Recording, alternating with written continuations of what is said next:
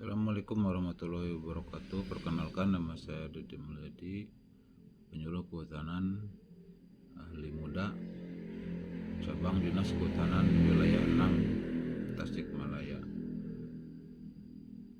Materi penyuluhan kehutanan, pengembangan hutan rakyat model agroforestry. Definisi agroforestry. Agroforestry adalah suatu sistem penggunaan lahan yang mengkombinasikan tanaman berkayu, pepohonan, perdu, bambu, rotan, dan lainnya. Dua klasifikasi agroforestry. Diketahui adanya beberapa klasifikasi agroforestry berdasarkan susunan komponen utama penyusunannya, yaitu agrosilvikultur, silvopastura, agrosilvopastura, agrosilvopaseri, biagrosilvopaseri. 3. Tujuan agroforestry. Agroforestry dikembangkan untuk memberi manfaat kepada manusia atau meningkatkan kesejahteraannya. 4. Peran dan fungsi agroforestry. Dengan adanya keberhasilan atau dampak positif atas implementasi agroforestry, maka diharapkan dapat mencegah perluasan tanah yang terus-menerus kualitasnya, kesuburannya, juga dapat melestarikan kesuburannya sumber daya hutan, meningkatkan kualitas intensifikasi maupun diversifikasi silvikultur.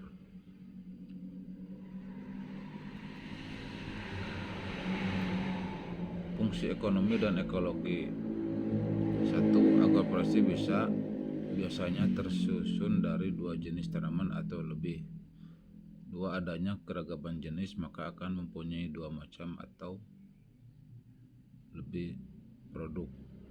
3. Keragaman jenis akan memberikan minimal mempunyai satu fungsi pelayanan jasa, misalnya tanah jadi subur, pelindung angin, penaung, dan lainnya. 4. Siklus sistem agroforestry selalu berjangka panjang atau lebih dari 1 tahun. 5. Terjadi interaksi fungsi ekonomi dan ekologi dalam sistem agroforestry, yaitu antara tanaman berkayu dengan tanaman tidak berkayu. 6. Dalam satu sistem agroforestry yang paling sederhana pun memiliki sistem yang lebih kompleks secara biologis. 7. Bagi sistem pertanian di daerah tropis yang masukannya rendah, agroforestry akan tergantung pada manipulasi biosma tanaman yang bisa dilakukan dengan mengoptimalkan pemanfaatan sisa-sisa panennya. Contoh lahan agroforestry.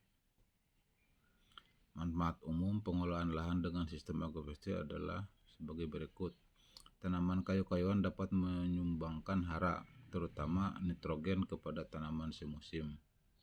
2. Terjadinya perbaikan sifat fisik dan biologi tanah, daunan yang melapuk pada lapisan permukaan tanah. 3. Terjadinya pengurangan erosi, terutama pada tanaman kayu-kayuan ditanam secara rapat. 4. Kadangkala terjadi perkembangan predator yang memangsa hama sehingga terjadi pengendalian hama secara biologis. Sekian dan terima kasih. Assalamualaikum warahmatullahi wabarakatuh.